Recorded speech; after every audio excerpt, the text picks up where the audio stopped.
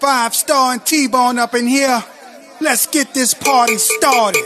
Oh, we the Big Easy Mafia. Yeah. Oh, yeah, we the Big Easy Mafia. Oh, we the Big Easy Mafia.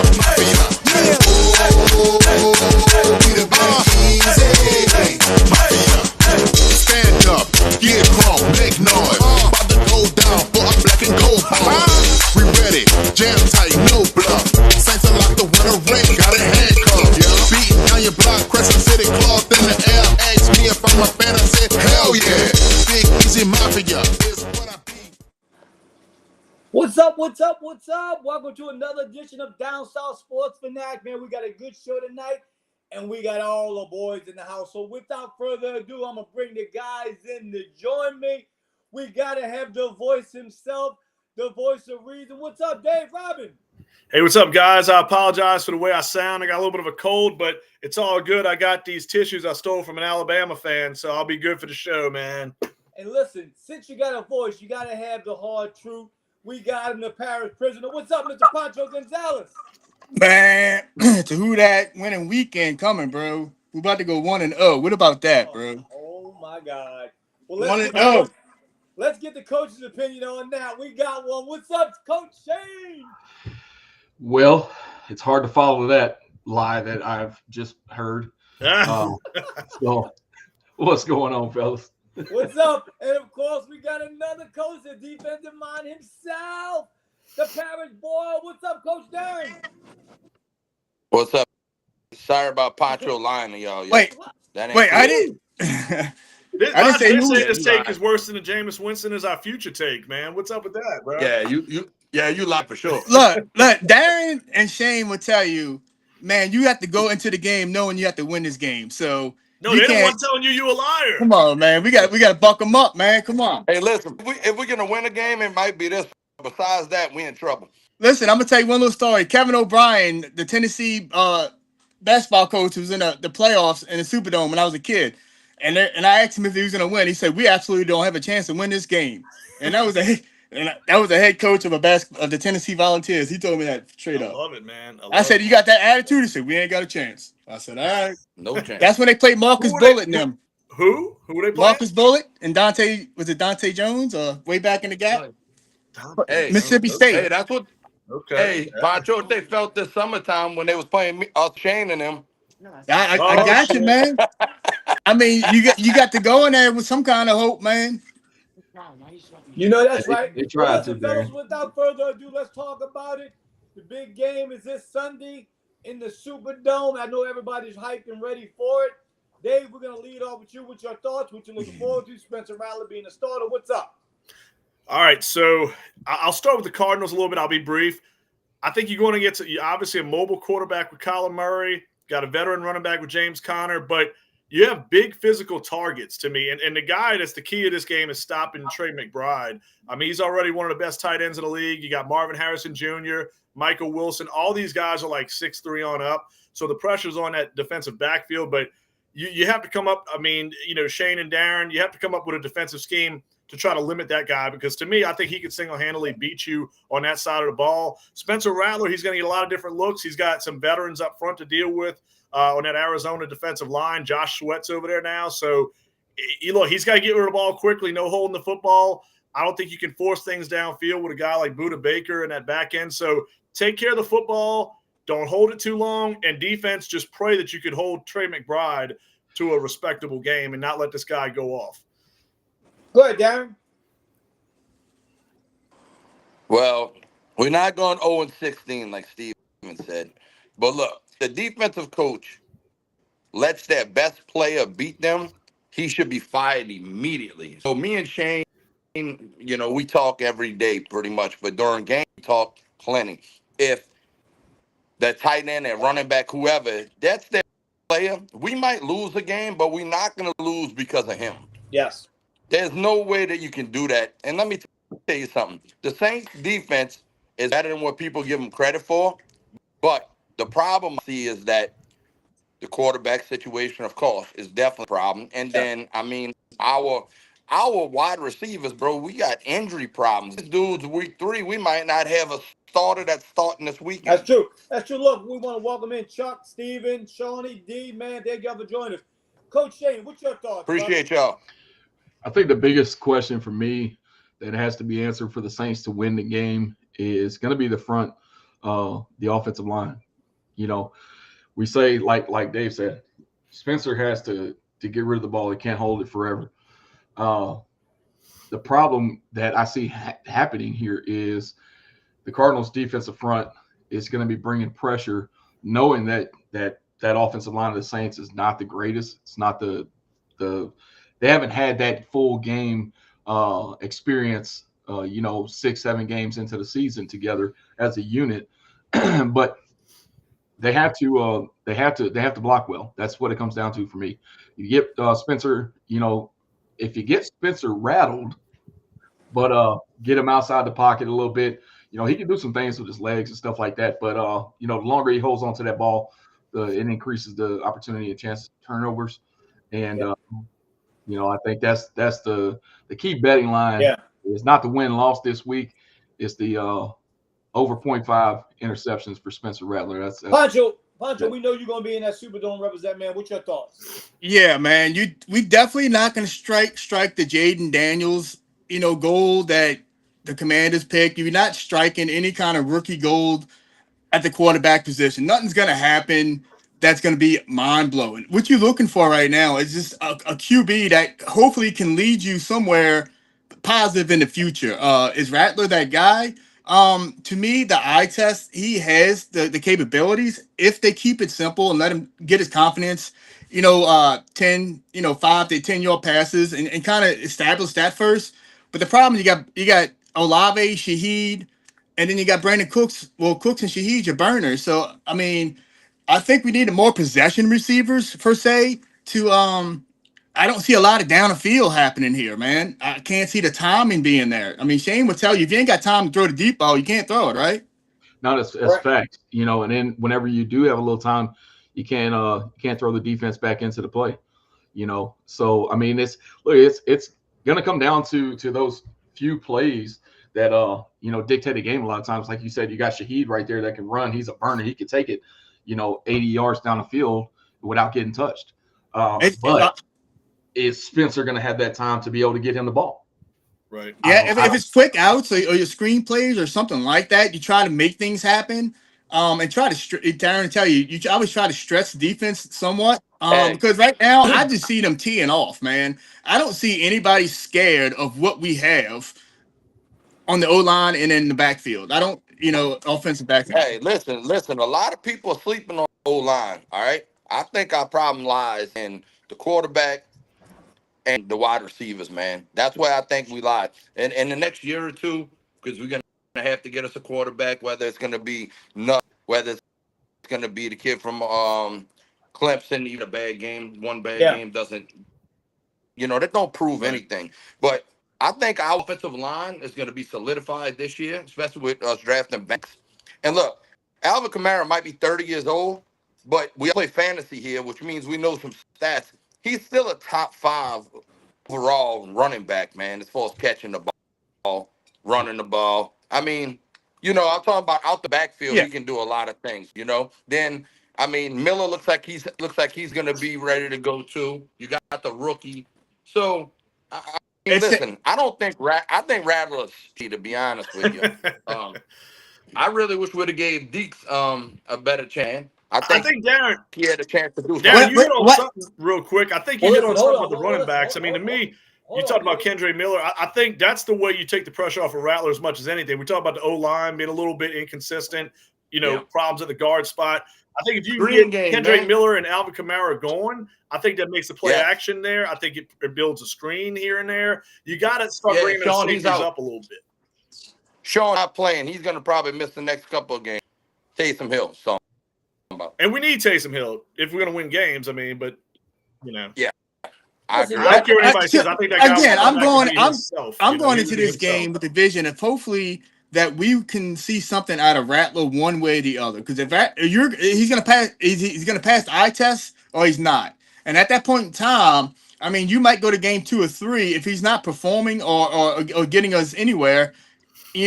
Shock is going to come through, and if hopefully you try to see that through. You did pick him up in the second round, so you're hopefully not trying to get to the first round quarterback next year when you went second round this year. So hopefully one of them pan out. But man, the O line has to stay healthy at the end of the day. They're getting hurt. Shane, Shane. talking about the decision with the quarterback. What do you think, What do you think really was the end conclusion for Kellen Moore between Shough and Rattler? I think the familiarity with the offense for Rattler coming into the game.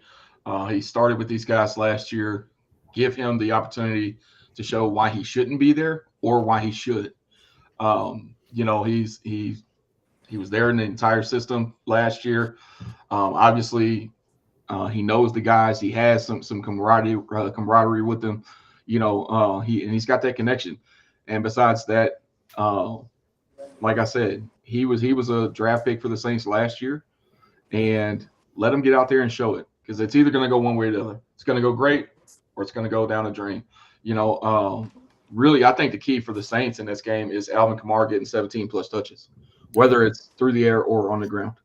What you think about that comment from Lance, Darren? Listen, did anybody watch that kid last year? Who we talking about? Sellers. I mean, listen, he had 2,500 yards last year. Yeah. Listen, we had a guy play 5 games this year, or 4 games, and almost have that. So 2,500 yards, yeah, the kid's good and stuff like that, but he's not even a top 4 quarterback right now in college, and then we can move on. But I have one question for Shane about something. So Shane, if as a professional program, you draft a quarterback as high as second in a round, and you are looking forward to drafting a quarterback next year in the first round, are you failing as an organization if you go on that route? Not necessarily. You take a quarterback in the second round this year because you see the team, you see what you have, and just in case Spencer Rattler goes out there and doesn't perform well, now you give your second round pick an opportunity, a chance to get out there and show something. And then look, at the end of the season, you look back at it and review and say, hey, look, we got a top 5 pick. There's a quarterback we can't pass on. We're going to bring him in. Or, he does well, and, you go a different route to get him some weapons. What does that say to you second round? Go find another job? That he sucks and he's go find another job? I mean, if it would come down, for me, it would be, if I went to that second round pick during the season, it would be Rattler going to find another job. Let me ask you. That was going to be my next question, and I just want a yes or no, not an explanation or anything from each one of you. If I ask you today, and I'll go to each one of you. If I ask you today, is the future Saints and the quarterback in the building? Dave, what would you say? I can't say yes or no, but I'm going to keep it quick. I'm going to say possibly, and I think it's the guy who's not playing right now. Pancho? No. I would hope so. At this point, I would hope so, but probably not. Darren?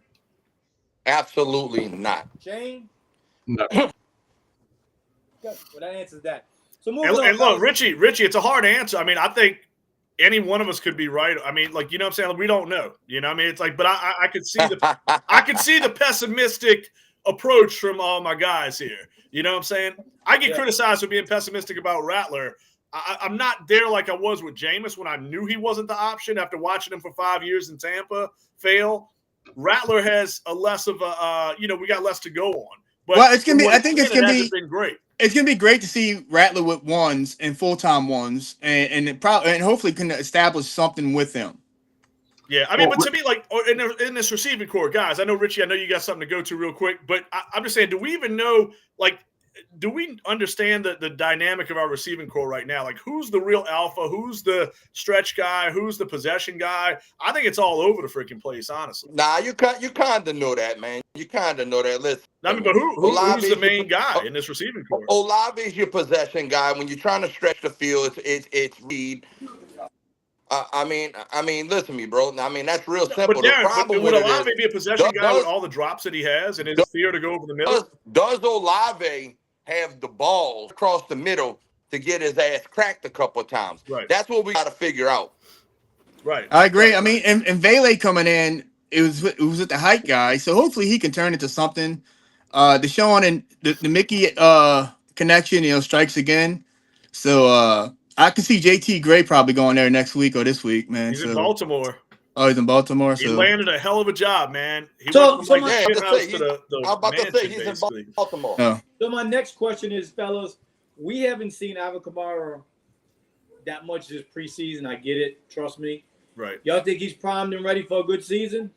Yeah, I think we'll see what he did last year, somewhere around those lines. I think Kendre Miller or Devin Neal, somebody's going to get a little bit of a load at some point. Let's hope Kendre or one of those guys kind of takes the keys, because Alvin's not going to be around forever.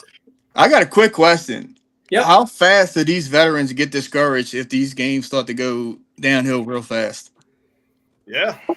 I don't know if they get discouraged. They still get a check. No, I get it, but AK He still gets to hop in like a a Maserati swag guy. after He the kind game of and goes go with the and get vibe. the $80 steak. Yeah. Yeah. I can't. I mean, how when you 1-6 or 1-8 or 2-9, how do you? As the check is a motivation at the end of the day, but winning is where it's at, right? Well, to me, why would you re-up here if you had you knew this wasn't going to be a championship Yeah, bro, listen situation? to me. Winning isn't everything, bro, to these guys anymore. Right. That's why college is going to be down here in the next couple of years, because when you're getting I threw 3 interceptions and 1 touchdown and we lost by. Okay, I still got $6 million this year. So, Dave, Darren, I asked Dave this question a while back, and Dave, I think you remember. Mhm. If you ask the average athlete if you ask the actual or pro in the NFL, if I can guarantee you $100 million, or I can guarantee you a Super Bowl, which do you think they're taking? Probably the money. Depends on what part of the career they're in. Yeah, good call. I don't think it. You get If what you I'm got saying? your So, money and you're set for life, Right. then everybody wants that championship. I you know? said in the beginning, right in the beginning. Wait, listen. I'm talking our Saints thing, but let's give a little shout out to over here. What you think about your Raiders this week coming up here, Shane? Hey, look, I just want to touch on something real quick before I go to there. Banks made a great comment. I don't know if you guys seen it. He says, y'all not know we're under a whole new system. This is not the Dennis Allen team. 100% he's correct. And the one thing I want to say to that, though, is for Saints fans, it generally takes about 2 to maybe 3 years for that new coach to get his guys to be in the building, Yeah. to be able to run his system. So Shane, let me ask you this real quick before we go on. Yeah. To me, you said what I didn't see the comment because, dude, I'm like squinting as it is. But that's a great comment. And I want fans to be on board. I mean, if we go out and get smoked, like you said, it takes a while. I think we were spoiled from Drew Brees. We were spoiled from Sean Payton. What happened in 2006 does not happen every day. What happened with the Commanders this past season, like Pancho alluded to earlier about the gold with Jaden Daniels, that doesn't happen. So if Kellen Moore, if we go get our asses kicked, we can't say, oh, it's a failure and this and that. We can't have that overreaction week 1 because it's going to take time to get this thing. This is an audition year. We've said it 100 times on this show. Nothing's going to be solved probably in the first few weeks of the season. It's going to be an ongoing process to see what this team is going forward. The bad thing I is, agree. if your quarterback is not in the building, so you're already a year behind then, if that's what we agree into. If there's not a QB in the building that's going to be our future, so we already start behind the 8 ball. All right. So how many true years Well, is you really going to? How did it work so fast for Washington? They got Jaden Daniels. We drafted Shout. So the Saints draft Jaden Daniels. We the same predicament. Hey, bro, they got lucky, bro. Come on, man. They got lucky. You're going to see this year because CJ Stroud. remember that sophomore slump sucked. Yeah, Hey, look, the hey, league's too smart. I mean, these coaches make adjustments. Let's Now not let's take get away- back to I mean, Shane. again, my Shane. argument was if the quarterback is not in the building, then we're more than 2 to 3 years out. We're probably we're like 4 to 5 years if we don't have the quarterback in the house yet. And I think you blame Loomis for a lot of this too, because this roster's been so shittily put together for the past few years. I mean, look at San Francisco. San Francisco had Trey Lance, absolute bust. They had Garoppolo. They had all these guys that didn't work out. Brock Purdy steps in, a 7th-round pick. Success right away. You know why? Because the ship was there. The team was there. They had a roster. We've done a horrible job of constructing a roster the past few years. So, look, just hope to me, let's hope guys look good this year. I don't care so much about wins and losses. I want to see some guys mature and grow as players because I think you got to have the roster a little bit there. It isn't always a Jaden Daniels or CJ Stroud situation or Joe Burrow. I like to have the roster there before the quarterback. That's just my way of thinking. Well, Shane, let's talk about Shane. Let Shane talk about. Hold on 1 second, Richie. Listen to me. Think about this real quick, though. All right, and then I'll leave it alone, bro. We're getting young at almost every position. Our offensive younger, our defensive line, we got a couple young guys. Linebackers are younger. Our cornerbacks are getting younger. We just now got a receiver bitching about from Denver for a fourth round in the seventh, which ain't shit if he pans out. Right. Okay. So we're getting younger. So next year, if things go the way we wanted to, and we do draft a quarterback in the first round, it's kind of a bit of appeasing to him to know that he ain't gonna get his shit knocked off every single play because the offensive line is doing their job. And let's not forget about the undrafted free agent that we picked up on the offensive and killing shit too. Yeah. Well, at this point, we don't have a young receiver to even hang a hat on. Olave. We don't? Olave, I mean, he's a hit away. You got Shaheed, which is going to come up to a contract year next year. And then No. Stop saying that. We're young right now. You can't say what's going to happen in the future because we might get rid of his ass. He's young right now. We got the kid from Denver who's young, who's 6'4", who can jump out the gym. We got some young pieces around us. What I'm saying. The problem with Vele is he's like 28 years old. That's what I'm saying. Listen, my question is this. Shane just said it. If that's the case, then why Kellen Moore didn't start the process of bringing his guys in right now? Should have. He should have started. Wait, what you mean, Rich? Oh, you should have got rid of Taysom Hill. Sorry. No, I mean, to me, I don't think. Look, to me, why bring back Juwan? Why extend? This guy? Why bring back Tyrann Mathieu? Why bring back? I mean, Cesar Ruiz is one of the worst contracts on the team, but you stuck with him because of the way the contract's structured. I mean, dude, it's been a series of shit. Okay, I'll give you a perfect example. I'll give you a perfect example. Shane's team, who he's about to talk about, has a new coach and new leadership over there. Guess what? Pete Carroll's starting. He brought his own guys in already. Yeah. Well, I think the cap situation is a lot different. I think Tom Brady being there, I think helps them. I mean, Shane, look, I love what the Raiders are doing. But, I mean, to me, you got to clear your cap sheet. You got to draft well. If you're just trying to, take shots in free agency and you just keep extending guys deep into their 30s, you're just dragging out the inevitable of being a shitty team, which we've been the past couple of years and which we're probably going to be this year. To me, we went back to this I think AK should have got traded. I think DeMario should have got traded. You shouldn't have read up on Cam. Yeah. All those older guys, the Justin Reed, which is, again, he's going to solidify, but you're not going to the playoffs. Yeah. You're not going to the Super Bowl in the next 3 years. So you're throwing all this money out there to be below average. Listen, you're below average. We just said about money. We just said about money or Super Bowl. You're not going to sit there and tell me that Justin Reed didn't come to New Orleans Saints because of the money. Oh yeah, I'm saying you invest in a young guy there. I mean, you're paying Justin Reed there to do what? I mean, so Shane, listen. So Shane, what's the difference between the Raiders rebuilding and why didn't the Saints go the same route with your Raiders? I think you have a coach with a veteran mentality, and he knows what it takes to win games from a head coaching position. You got Kellen Moore, who's a first-time head coach, and he's going to learn that. That's the biggest difference, if you ask me personally. I mean, one's 75 years old, the other one's 40 or 35, whatever it is. All right. So Shane, where's your team at right now, man? Give us a few updates. Anything you hear, and what's up? Well, we're going into New England this week and going to play them up there at Foxborough. And is it Gillette? My bad. I said Foxborough. But we're going up there, man. I think it's pretty evident. Offensively, it's Brock Bowers and Ashton Genty's team. Geno Smith is a capable quarterback. I was glad we brought him in. We got him in on what, in my opinion, is a good deal. Offensive line is actually pretty decent with the Raiders and getting better. Defensively, there's some question marks. Of course, you got Max Crosby coming off the edge and stuff like that. But I mean, offensively, we have to move the ball. And I think the way Pete Carroll's going to run that team is the same way he's ran every other team. He's going to take what you give him. He's going to run the ball. I think Ashton Genty gets 300 plus touches this year, and it's going to be a lot of knockout, drag-out type games for the Raiders. But can we win the close ones? Shane, send him a memo. Say run the ball from 1 yard out. All right, don't throw the ball. Listen, if we get to that position where it's in the Super Bowl, you run it in. Yeah, you're not throwing it. I don't give a damn, bro. I'm probably drunk by that play.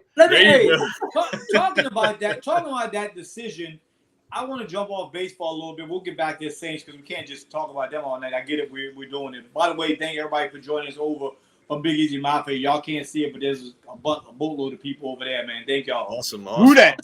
What happened Monday night with Belichick? That was an absolute embarrassment. Do y'all think, and this is just my opinion, y'all make it quick, do y'all think that Belichick's a little bit overrated as a head coach? No, not at all. I Again, think it takes time, man.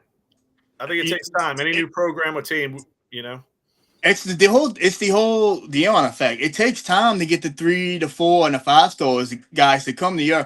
Again, you're playing with the 1 and 2 stars and some 3 stars at North Carolina and Colorado back in the day. Now, hopefully, the stardom coming in town will start bringing them. They're calling it professional university, pretty much. He's telling he's going to breed these guys for the NFL. So I mean. Again, Bill Belichick is bringing guys to the yard to coach. Darren, what you think? Bro, they got backups for backups, bro. Like, do you realize who they put in keep making excuses, dude. He's got 70 new guys. Listen to me. One, he just got the goddamn team, bro. That's terrible. And look, Max is their backup quarterback who played for LSU. He probably natty with us. I mean, good grief. No, Darren, you're right. It takes time. I mean, look, LSU fans wanted to set Brian Kelly on fire the past 3 seasons. So Shane, what's your thoughts? Shane, you a coach, what?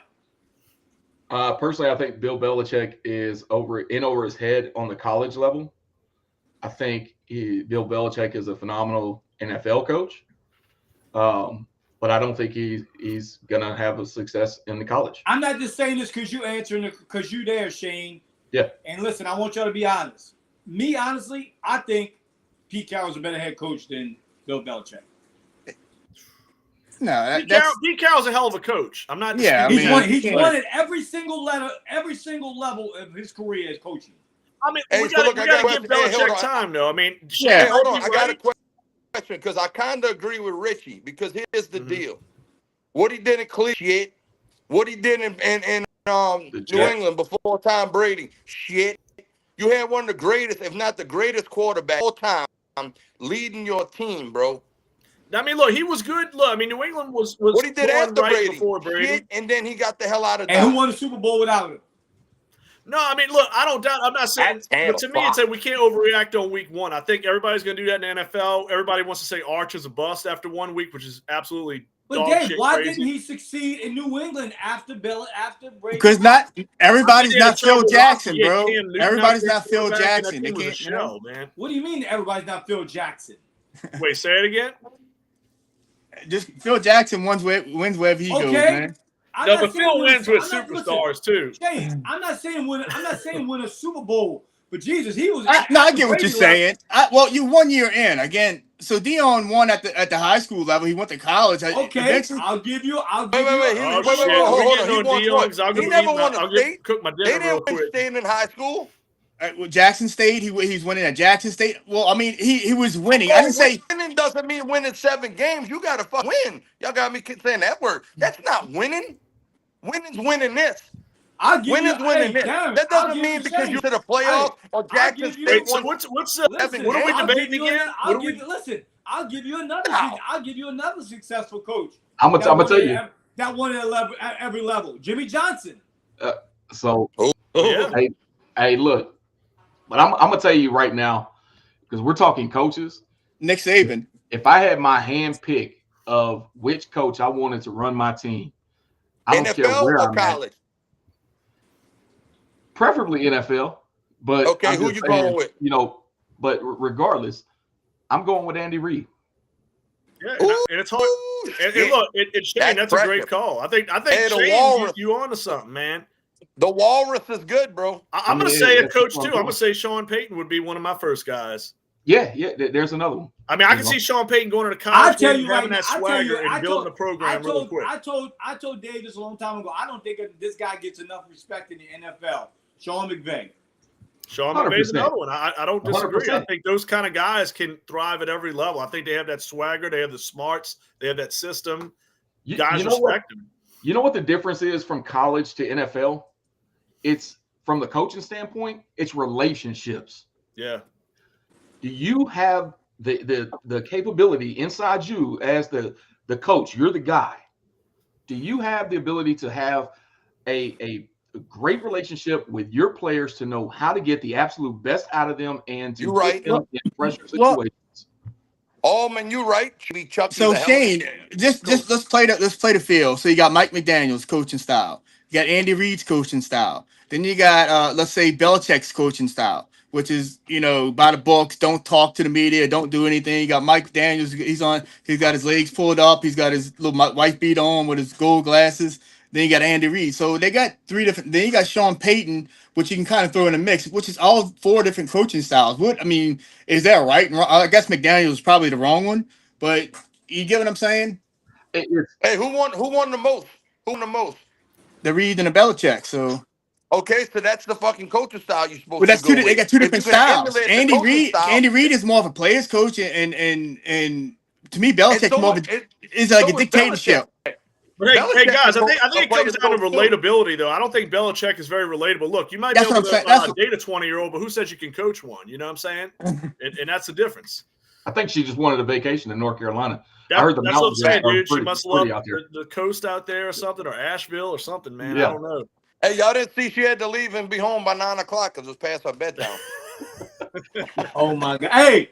Listen, I'm gonna tell you that first drive, man, it looked promising in that first drive. North Carolina did come out with. It did look good. When she was born, Tyler Shuck was going into high school. What? No, I don't know. Dude, I had to sit there and try to do quick math in my head. Wait, is this possible? Oh man, it's possible. I hear you. How old is she really, y'all? I don't even know. I think she's like 22. I know she trademarked the gold digger, saying yeah. Well, listen, fellas, talking about college, let's dive into it.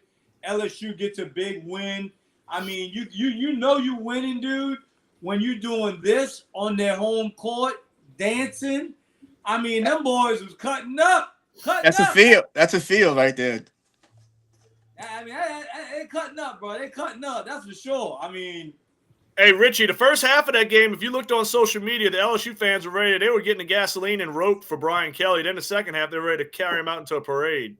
So, Darren, I'm going to leave it up with you because we all know you are one of the biggest LSU fans there is. Do you think that was who LSU is, or do we still got a little ways to go? Did we lose him? I see Darren in there. Oh, hey, I couldn't hear talking too because I got my sisters a cackling fucking hen over here. That's all I hear. That's why I keep on muting the goddamn thing. LSU. Listen to me, LSU. I heard the question. So okay, we going to a shitty game this weekend where, I mean, what we're gonna be 50 maybe, something crazy like that. But look. I think week 3 or 4, Florida comes to town. When y'all come, Shane? 3 or 4 is coming. Yeah, it's like 3 weeks. Right. So that's what I'm saying, man. But remember, you had the kid who was one of the people that was talking about as a Heisman. We had him on skates, had him rattled the whole time. The defense looks unbelievable. You have great DBs. Finally, DBU was back. Linebackers are solid. You had all defensive linemen. One of them, which me and Shane had this discussion, Florida, which I can't stand in conference transfers, but that's a whole nother show. I can't stand it. I don't care if it's their best player. He shouldn't get to come to LSU. LSU's players shouldn't be able to go to Alabama. We shouldn't have that shit in the SEC. You got to go play for the Pac-10 or whoever else. But I think LSU is going to be really good. Alabama always gives us trouble no matter what, man. So That's going to be a game. Florida looked really good. I mean, their quarterback play is unreal. So I think we're going to be maybe lose one, but remember, it's a 12-man bracket this year. So in a 2, we still could sneak in. What'd you think, Dave? Hey, man, look, and you know me, I'm an outsider. I'm not an LSU fan, man. I think Nussmeier, had some moments, shakiness here and there. But, I mean, look, I think that kid's the real deal. I think he will be a first-round pick if he keeps evolving, a high first-round pick at that. But, look, man, LSU fans are funny to me, though. That's why I would laugh at friends and relatives. I mean, like I said, they're ready to destroy Brian Kelly and stab the guy in the neck. And then the next minute they're carrying him out on on a parade. But I don't know. I think they finally got over that opening week hump. So, like Darren was saying, I think the playoffs are a real possibility this year, and I think the defense has a lot to do with it. Shane, Chuck just put, my buddy of mine put, a lot of people complain about the polls and all that in September. I kind of agree with him. I think the polls should set after week 2. What's your thoughts? Well, I mean, it's just one of those things. I think it's more for the people, for the fans, and things like that. It's a media thing because you're not even really paying attention. You shouldn't be really paying attention to them until you're about 3 games left on the schedule. You bust your tail every game, week in and week out. You play it like this is a do or die game. That's college football the way it's supposed to be, and we'll see the actual rankings because we all know you could be ranked 10th or 11th, and whatever that board tells you that you're ranked, that's what you're going into the playoffs as if you're going in. So, I mean, I'm with them. I agree. It's a fan base thing, man. Yeah, anything in competition, man, you're going to be ranked from darts to pool to golf to tennis to football to baseball. You're going to be ranked no matter what. I mean, you can be 1 at the beginning and then 32 at the end. And again, it just gives, it's entertainment at the end of the day. It just gives people something to talk about. We're like back in the day, we were what? The Saints were, 23rd ranked, and we would debate. We were top 10, so again, it gives us something to debate, One thing I do wish that they would do is I do wish we would get through like 3 weeks at least until they put a ranking out. But Shane, there's a group of people who's getting paid to do that. So again, you'd be taking jobs away from people. No, so we'll take their job because they suck. Yeah, exactly. No, I'm saying, but that's why it keeps going. It gives people something to talk to at the beginning of the season. Oh, Clemson's number 1. How is not Alabama number 1 for the last 2 years? And I mean, again, it gives the talking head something to base something off of. You just can't throw it all up in the air. You know what I'm saying? Hey guys, I want to say this. I think the best speech of the weekend has to be the Tulane head coach, man. That's all I got to say about that, though. Hey, that was a great set, bro. That was a great spot. Between that and Brian Kelly talking about, I don't know if he saw the second half or not. Yeah. He definitely didn't see the second half. He gave that grade, that's for sure. Yeah. Just the one call that in the LSU game, if we want to talk just 1 minute, let's go into that ending of with the no timeout situation. Shane, what was your take on that? The field goal touchdown deal. Oh, yeah. Okay. So here, look. Me as a coach, I'm taking a field goal. I'm taking the points because the simple fact is you just used your last timeout. Okay. So if you're forcing yourself to have to get out of bounds, it's either out of bounds or in the end zone. Because now you're taking a chance on the clock running out. Your kicking team getting out there fast enough, being able to snap the ball, have a good kick, get the points. Then, for me, you take the points. What was the score? It would have been what? I think it would have been tied up, or it would have been a one-score game. It would have been like 13-10 or something like that. Anyways, but regardless, the biggest key for me in that decision was, and why it was crazy to me, is Clemson got the ball first after half. Take the points because you don't leave it to chance. If Clemson goes down on that first drive after the half and scores a touchdown or even a field goal and goes up by double digits, well, now you're looking like an idiot. Yeah. And because of some stupid thing, you know what I'm saying? If you were going to run a play Run the play, save the timeout. That way you can run the play, boom, call timeout. Again, you was at the 12-yard line, right, with 14 seconds left. They said you used the timeout before, but then you catch it, you stay in bounds, you catch it at the 5-yard line, and then you got to run up and try to clock it to do what? Kick a field goal, right? Field. If you don't throw it, so at that point, the 4th and 1, if you don't throw it to the end zone, the 12 yards deep, you kick the field goal there, because at the end of the day, you got 14 seconds. You're going to run up and clock it. You're going to kick it to the field goal or have one chance at the end zone, which you already had from 12 yards out. Yeah, I mean, hey, Lance, you said 10-6 if we kick the field goal. Right. And that's exactly it, Pancho. You know what I mean? 10-6, you come out.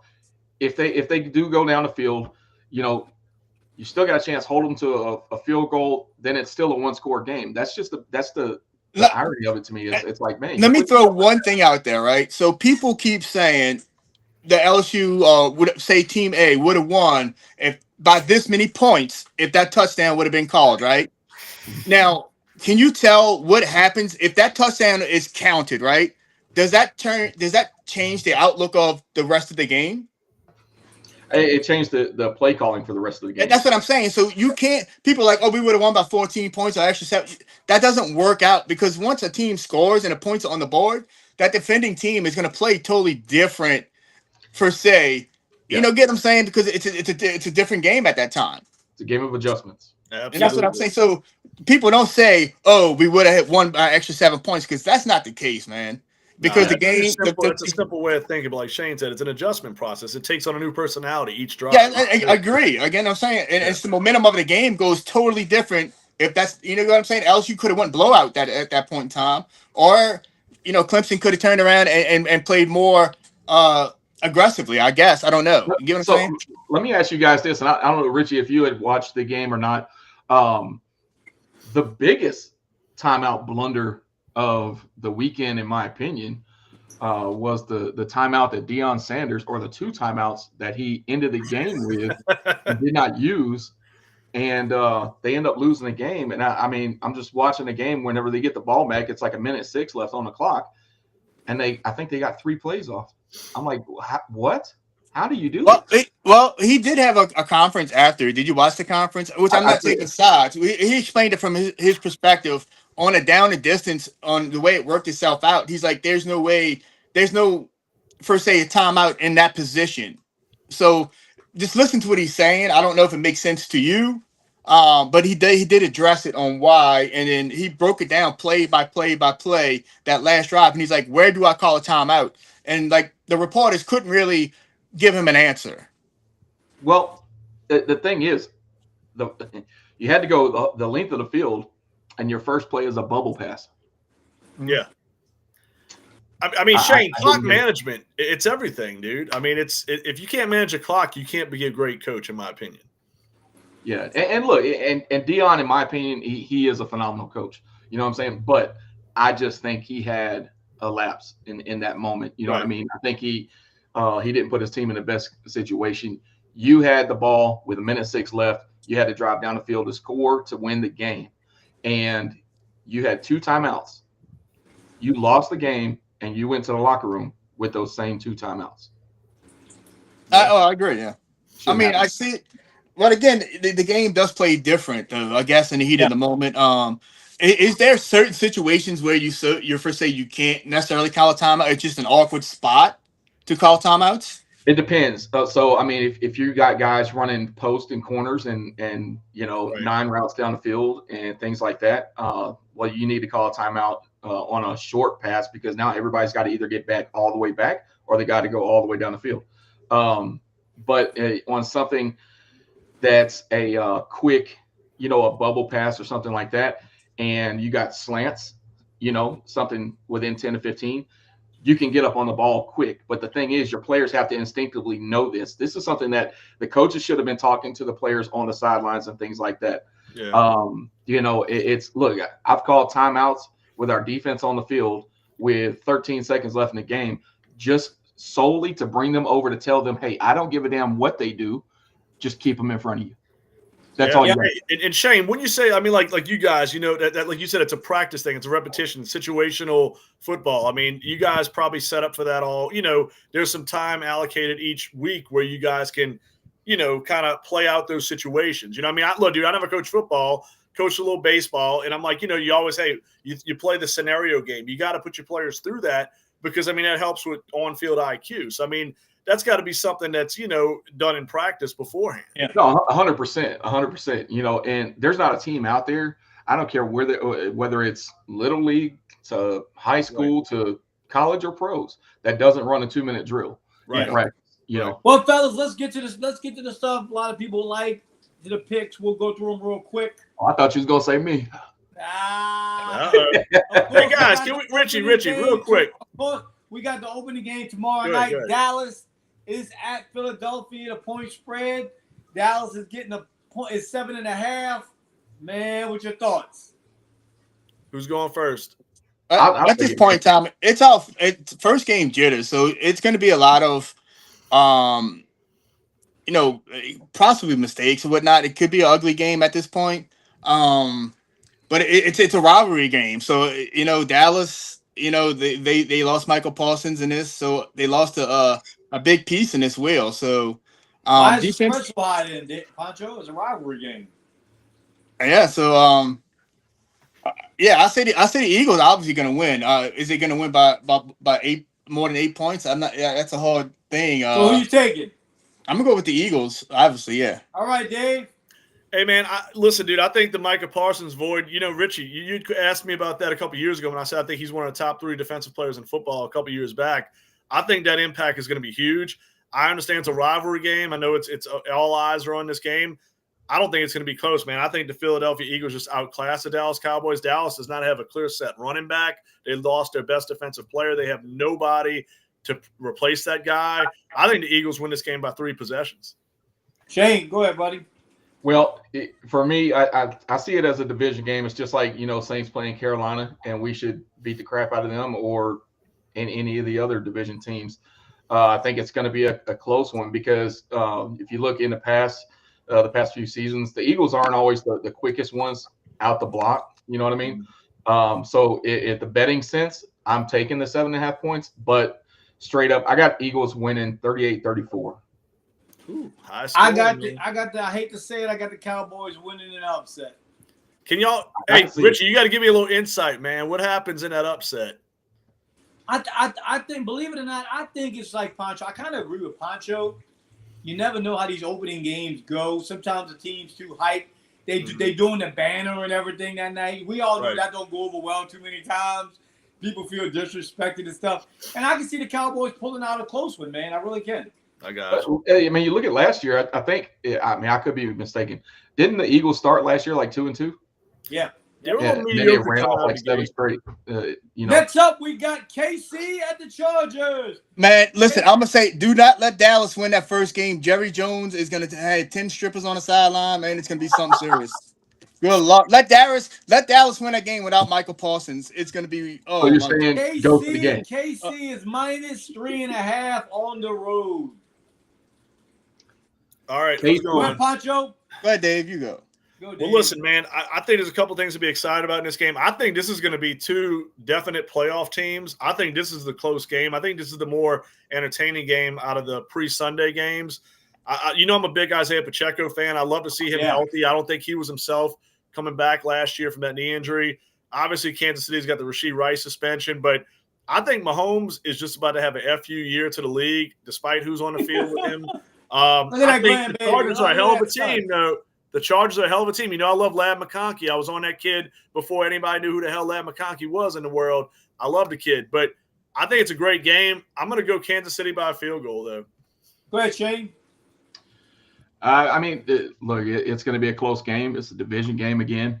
I think one of the keys to it is stopping Amari and Hampton. If Kansas City can do that and bring the pressure with Chris Jones right there in the middle, I think they handle business. But I also want to say this: I think Travis Kelce has a good first few weeks. You know what I'm saying? Yeah. You got Rashee Rice out, like you said, and I think Travis Kelce really steps up in this game. And I got Kansas City winning by a touchdown, 27-20. Go ahead, Pancho. Listen, I got Kansas City going 17-0. Taylor Swift in the Super Bowl halftime show. and they get married. They're gonna get engaged or married on the stage right then and there. Boom. And you predicting the wardrobe malfunction as well, or what? Man? Man, if let it rip. If Travis wants to pull it off, I mean, let it show. But at the end of the day, yeah, I mean, it's coming to play. You know, it's a funny deal with this. Jay-Z runs the fucking the halftime show, right? See what Chuck said, huh, Pancho? What's that? About your baby. I can't see. He said that's a good-looking youngin right there. Thank you, Chuck. But again, so Jay-Z runs the halftime show, and remember he ran up on stage at the awards and in front of Taylor back in the day. Wait, Kanye, right? Yeah, no, it was a Kanye, and Jesus Christ, and was screaming about the Beyonce thing, right? When she should have won. That was Kanye, yeah. Kanye, but still with the Beyonce, he was with Rockefeller back in the day. But I hope Taylor, you know, KC's got to go to Super Bowl now, man. Taylor in the Super Bowl is the talk now, man. Unfortunately, I think, man, oh my God, I think the Chargers are gonna win this one. Richie, that's the Richie Jinx right there. Well, let me ask you this. It is a funny. I got a bit of a trick question here. Where is that game at for the home field advantage? In LA. So basically, it's a home game for Kansas City too. Yeah, basically. Yeah. Dude, I mean, listen, man, I'm sorry. 2 LA teams didn't need to happen. All right. Next up, we got my boy Shane's Raiders at New England. The Raiders are getting 2.5. Lead it off with you, Shane. Raiders getting 2.5. I think this is going to be a low-scoring game. I really do. I think, you know, the coaching change up there in New England is going to be great for them. I really think they're going to come out and do things very well. It's going to take some time to get these guys to gel. But I'm gonna take my Raiders, man. And go ahead, Dave. Hope they lose. All right. Hey, look, look, Shane, look, man. In my dynasty league, I drafted a kid, Jack Besh, man, Lafayette, Louisiana. We all know his story. I hope that kid comes up balling, man. But look, dude, I think Brock Bowers is like just awesome. I think he's already the best tight end in the NFL. I want to see Genty, man. I think it's gonna be must-see football with him. I want to see Drake May on the other side. I think this is actually an intriguing game, man. 2 years ago, I'd have said that game was a snooze fest. I apologize to Raiders fans, Shane, but this is actually, to me, a really fun game to watch. I think it could go either way, man. Look, I'm going to give Shane the benefit of the doubt here and say the Raiders win by a field goal, but this is going to be a fun game to watch. They're two teams that could be dangerous. Is Geno a tight end guy? Did Geno ever was blessed with a good tight end? I don't think he's ever had a good tight end, to be honest with you. That's what I'm saying. So I don't. In Seattle, but no. Is he a receiver guy or a tight end guy? Do you put Brock out as a tight end to accommodate that the way Geno's always thrown? I guess. I think the Raiders look at Brock like he is a receiver, no matter where he lines up. Yeah, great. So yeah, I'm gonna go with the Raiders, but I think if they can use, more like a Jimmy Graham deal type deal, you know what I'm saying? What you got, Pancho? I'm gonna go with the Raiders, man. I'm gonna do it because Shane, I'm a jinx. I'm gonna go with New England. Hey, we winning now, baby. We winning. Hey, Shane, what's up with Jacoby Myers? What's the latest, real quick, on that? I nothing yet. I mean, it's up in the air. I'm not paying him that much money like he wants. Me personally, I'd rather trade him, get something in. Yeah. I think that Thornton can fill that role and spread the defense out. So yeah, why not? All right, y'all. Let's jump into these real quick. We don't see this much. We got the Giants going at the Commanders. I think that's going to be a pretty good game. I agree, Richie. I think so too. What you got, Shane? Just real quick. I got Commanders winning. Dave? Oh, man. I'm going to call week 1 upset Giants, man. I think they're much improved this year. Pancho? I'm going to go Commanders. Yeah, I don't think Russell's going to make it happen. You know it was an amazing stat I just recently found out? The Commanders didn't beat a team last year with a winning record all season. Hey, Richie, that's a great point, and I don't love their defense, man. I'm just not a big fan. And we got to see that running game play out, man. They're not going to give Bill the call from week 1. Go ahead, Shane. They're going to no, I was saying they won 2, I believe, last year. They were 2-7 against teams who were winning records. Okay. And a much tougher schedule now, man. I'm going to go with Commanders, but I could see how this set, like Dave said. Next up, we got Cincinnati at Cleveland. I'm going to go out on a limb here. I'm going to take the Bengals. But Shane, keep in mind, Joe Burrow has not won an opening game. Hey, look, all jokes aside, Flacco, I finally learned a lesson. You don't bet against Flacco, Yeah. and I wouldn't be surprised they pull it off. But I think Burrow, carries over what he had. Yeah, I think Burrow and them need to get off to a great start. They notice they can't have one of these another season of coming out. It ain't Burrow getting off, bro. It's that fucking defense getting off. What are you defense is talking terrible, about, man. bro? It ain't got nothing to do with Burrow. Burrow is the man. You can help your defense if you have 30% of your cap. When you're putting up 28 points a game and you're giving up 30 points a game, you can't win, dog. Well, here's the thing. Unless Joe Flacco has one of his 50-point fantasy games, I think Cincinnati's okay. Dave, I think Dave, and Shane agree. You're going to give that many points up if 30% of your cap's on your receivers. I agree. Yeah, and look, we could go into that T. Higgins thing for a while, but I'm going to say Cincinnati pulls this one out, man. I think Cincinnati. All right, now next up we got a good one. Next up we got San Francisco at Seattle. San Francisco for me. I think they rebound this year. The whole T. Higgins thing was a Joe Burrow fucking deal. Joe Burrow had made that happen. Yeah. All right, I think we all got San Francisco agreement. Yeah.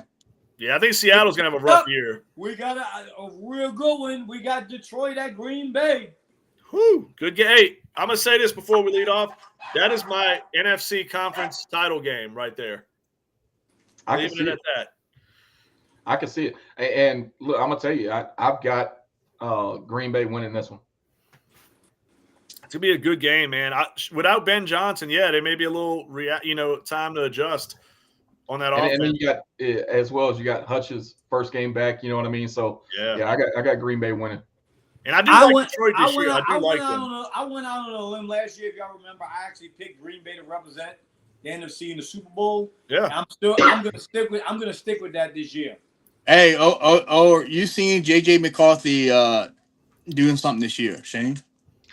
JJ McCarthy? Yeah. What's his ceiling? Where's his floor and ceiling? Well, no, we need to get to that game first, Pancho. All right, good. That's all. I got Green Bay as well. So I got Green Bay. Who you got, Pancho? Green Bay. Dave. Green Bay, but I do like Detroit a lot this year. I think they're gonna have a great season, Detroit. You do? Yeah. I think Detroit and Green Bay, the final two standing in the NFC. That's my prediction in the NFC right now. All right. Well, let's talk about the Monday night game then, Pancho. Minnesota at Chicago. That's probably going to be the interesting game of the week, I would say. Just you got Caleb, going against JJ. And you got a lot of Ben Johnson hype there. You got a lot of JJ hype there. So you would like to see Caleb turn the corner right here with the Ben Johnson, and kind of just build his confidence up. So I like Caleb. I drafted Caleb in fantasy. Who you got, Shane? Well, to answer Pancho's question, JJ has all the weapons that he could possibly want there, so he should have a good season. I think his ceiling is about 11 games winning, and I have Minnesota winning this game, not because of either one of their offenses, though, but because of Minnesota's defense. Who you got, Dave? I'm going to say this, man. I think the NFC, that division, man, in NFC this year, the North, is arguably the best division in football, right there with the AFC West. Yeah. So it's going to be hard. There's going to be a good team or two left out the playoffs out of that division. But I don't know, man. That's a hard game, dude. I can almost flip a coin. I'm going to go out and say McCarthy's first game, I think Chicago, much improved defense. I'm going to give Chicago the edge in this one. All right. I'm taking Chicago, and I want to be on record as saying Caleb Williams will be the first ever 4,000-yard passer in Chicago history. Hey, Richie, that's a heck of a prediction, man. It's not an easy place to throw for 4,000. Next up, we got Houston at the Rams. I know somebody who threw for 5. Hey, that Chicago weather. Jameis Winston, man, threw for 5. We got Houston at Rams. Houston at the Rams? Yep. I'm going to say this, and my buddy Chris Knowles from the End Zone Expert is going to hate this. Houston misses the playoffs this year. Joe Mixon hurts there, right? I think there's something. I like their defense. I don't love their offensive line. Stroud has to really bounce back without Slowick, who they're blaming everything on him. I'm taking the Rams. I think the Rams are dangerous. The Rams are. This is year 3 with CJ, right? Yes. Yeah. And new offensive coordinator, terrible offensive line. Next year, if they don't do it this year, next year is going to get really rough financially. Yeah, they have to pay him and Willie Anderson. Who you got, Pancho? Fun. Yeah, definitely not the Texans. Yeah, I'm not going to go with the Texans. Man. All right. We got Tennessee at Denver. Who's that? Tennessee at Denver. Denver. I think that defense, that's a tough ask for Cam Ward. I think he's going to. Oh, man, that's a tough one, Cam Ward, to open up on the road against that defense. I think he'll show some nice flashes, but that defense is too damn good. I think Bo Nix and that offense is going to be locked in. I want to see Evan Ingram with him. I like the Broncos. I'm taking Denver. What about you, Shane? Denver by 17. There you go. Oh, my God. Pancho. I can see that. Denver. Next up, we got Carolina at Jacksonville. Whew. I'm going to say this, man. That's my team that's going to win that division. I think Jacksonville pulls out the AFC South. I think they're a much improved team. I think Carolina's improved, but I think Jacksonville, too much firepower on offense. I think they win this game. What you got, Shane? Yeah, I got Jacksonville as well. Same reason. Yeah, Jacksonville. I mean, you hoping this is the 1 year they turn the corner, but and Lawrence gets it together, man. Next up, we got Pittsburgh at the Jets. Aaron Rodgers goes back. Woo! I don't know, man. We just knew this was going to be week 1. Does Aaron get hurt this week? I don't know. I'm going to say, I think I got to go Pittsburgh, right? Yeah, I'm going Pittsburgh as well. The defense for Pittsburgh is tough, man. Yeah. Who you got, Pancho? Hit that Pittsburgh. All right, next up, we got Miami at Indianapolis. Whew. That's I tell you, dude, I know which way I want to go in that game. But, man, I don't know, man. I think Daniel Jones surprised us. You know, I mean, Jonathan Taylor's over there, dude. I don't know. Dolphins have some internal bickering and stuff going on. I'd maybe go Indianapolis, man. Yeah, I think the losses on the Dolphins side, defense wise, is what's gonna make a difference in this game. I'm gonna take Indy. Pancho, I'm gonna go Miami. Listen, I agree with Pancho. I agree with Dave. I think there's a lot going on in Miami, and I also have another prediction. I think Tyreek Hill winds up with KC before the end of the season. Or definitely somewhere, right, Richie? Well, Cave in the house, you see it. Cave Bruno. And this is my game of the week. It's going to be an excellent game. Who that? We got Baltimore at Buffalo. Oh, man. Is that Sunday night? That is Sunday night. Oh, man. That is a potential AFC Championship game preview, my friends. And you know I'm a Josh Allen lover, man. That's my adopted second team. I think it's the best game of the weekend, Richie, and I think Buffalo wins. I think I got to mow the lawn at that time, man.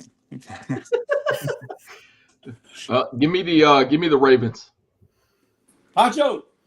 I mean, if you got the Bills going to the Super Bowl, this has got to be their year, right? So let's go with the Bills, man. I don't think. Listen, y'all gonna think I'm a Derrick Henry. I think Derrick Henry probably gets 2 touchdowns in this game. I don't think this is gonna be close at all. I think Baltimore wins this very easily. I'm gonna say this. I'm a little disappointed with the Bills not doing enough on the defensive side of the ball outside of Bosa in the offseason. I thought they could have did more. And if Sean McDermott doesn't get them in the Super Bowl this year, I think they move on. All right. What we all been waiting for, Pancho, you can lead us off. We got the Arizona Cardinals coming to the Superdome. Listen, if we do win a game this year, it's going to be this game. We're not going to – I mean, every other game – I mean, we're not probably favored in any game this year, which is probably – could probably be an NFL record for the Saints, man. It was just crazy. But, I mean, let's go with the Saints at this point. It's hopefully, you know, Rattler can strike gold with the ones and establish something there. Man, look, just bring your popcorn. Don't bring the bags, all right? All right, Dave, you got it. Man, oh, goodness. I think it's going to be a sloppy game. I think there's some turnovers by the Saints offense. I'm not the biggest Kyler Murray fan. I think he's got talent, but I could see a turnover on our end, too, that makes this thing interesting. I agree with Pancho. If there's a game that on a schedule it looks sexy for a W, this is it. I got a feeling, man, I predicted us to lose this game for like days in my head, but I'm going to say we win this by a field goal. Blake Grupe hits a 50-yarder for the win, and fans go ape shit. But there's bad shit coming behind. Let's get an unbiased opinion. Yeah, 27-17 Cardinals. Hey, listen, look, if we do win by any not all stretch, rainbows and unicorns. I have the Cardinals defense in our fantasy league for a reason, man. I was looking at this game. Look, if we do win this game by any stretch, that's the only and only week we can have a Super Bowl champ, because every other week it's going to be a fucking no-go from there. So if you're going to use that, it's going to be this little we're going high. to Super Bowl week 1. We win week 1. We're going to Super Bowl. After that, we ain't winning another game. So that's that. Your hopes are diminished after that. But what Shane said is certainly possible, very possible, maybe worse. True, very true. Well, fellas, we got the picks. I'm not giving my pick at all year long because I don't want to jinx them or whatever. I don't care. Oh man, come on! No, that's crap. You said New England's gonna win. Okay, we're good. Yeah, yeah. Hey, can we get one stat prediction for the Saints game? Does anybody have an odd stat that they think happens in this game? Or something? Juwan Johnson goes 4 targets and no catches. Who's that? Juwan Johnson. Shit, I'd probably go with that. I would go Yeah. I would go Chris Olave, $125, 8 touchdowns, 8 catches. Okay, all right. I'm gonna say Alvin Kamara under 50 yards. Woo! And if that's the case, Shane, we are definitely losing this game. Is that total yards or rushing yards? That's total yards. I'm going to say this. I don't know what our offense does, but I think our defense doesn't play that bad of a. I think the defense plays a good game. I think they get Kyler Murray. I'm going to say there's 4 sacks in this game by the defense. All Who's right, getting fellas, them? it's been great. It's been great. Chase Young, maybe if he's healthy. Carl Granderson. I like the 3-4 scheme with our guys. I really do. I'm not saying it's going to be a stud defense, but I think it'll be the best one we've had in the last few years. All right, my dudes. Thank y'all again. Listen, we are here every Wednesday between 6 and 7. We'll let y'all know. But thank y'all for joining us, guys. Listen, everyone have a great weekend. Thank y'all for joining us, fellas. Do that. All right, guys.